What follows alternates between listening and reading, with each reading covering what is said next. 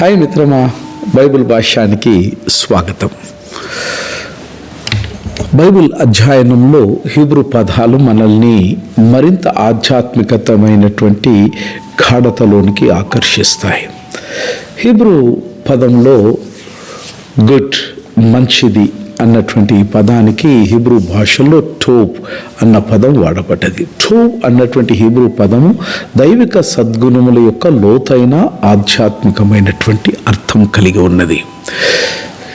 ఈ టోబ్ అన్నటువంటి హీబ్రూ పదం టోబ్ లేదా టోబ్ అనగా సద్గుణము, టోబ్ అనగా గొప్ప అని అర్థం. ఈ ప్రాథమికమైనటువంటి మూలము టోబ్ దాదాపుగా పాత నిబంధన గ్రంథము హీబ్రూ బైబిల్లో 550కి పైగా సార్లు ఉటంకించబడినట్టు మనం చూడగలుగుతాం. అది సౌందర్యం, టోబ్ అనగా సమృద్ధి, టోబ్ అనగా కళ్యాణం, టోబ్ అనగా నైతికమైనటువంటి సద్గుణాలను అది ఆవరిస్తూ ఉన్నది. టోబ్ అంటే కేవలము ఆంగ్లంలో చెప్పబడినటువంటి గుడ్ మాత్రమే కాదు, కానీ టోబ్ అనగా బైబిల్ అనుసారంగా ఆనందకరమైనటువంటిది లేదా సమ్మతమైన లేదా ప్రయోజనకరమైనటువంటిది.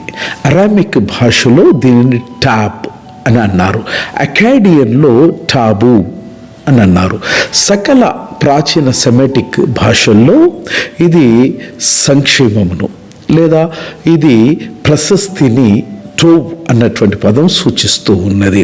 ఆదికాండం 1వ అధ్యాయంలో దేవుడు సృష్టిని టోబ్, సమస్తము మంచిదైనట్టుగా ప్రకటించినాడు. అంటే ఇది పూర్తిగా ఫంక్షనల్ సామర్థ్యం కలిగినటువంటిది లేదా సామరస్యం కలిగినదన్నది దాని యొక్క భావం.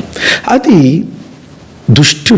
దుష్టత లేదా రాతో విరుద్ధమైనటువంటిది. సామెతల్లో సదా వ్యక్తి యొక్క వ్యక్తిత్వాన్ని, కీర్తనలో దైవుని యొక్క కృపను ఈ టోబ్ అన్న పదం సూచిస్తుంది. ఉదాహరణకు సామెతలు 12వ అధ్యాయం 2వ వచనంలో మనం చూస్తాం, మంచి మార్గమే మంచివాడి మార్గము. ఇక్కడ టోబ్ దేవుని ఇచ్చకు అనుగుణ్యమైనటువంటి జీవితాన్ని జీవించడానికి గుర్తు చేస్తూ ఉన్నది. ప్రాచీన నేరు తూర్పు సంస్కృతులలో టోబ్ సద్గుణ, సృజనాత్మకత, శృంఖల లేదా సమాజ కళ్యాణాన్ని ప్రోత్సహిస్తుంది.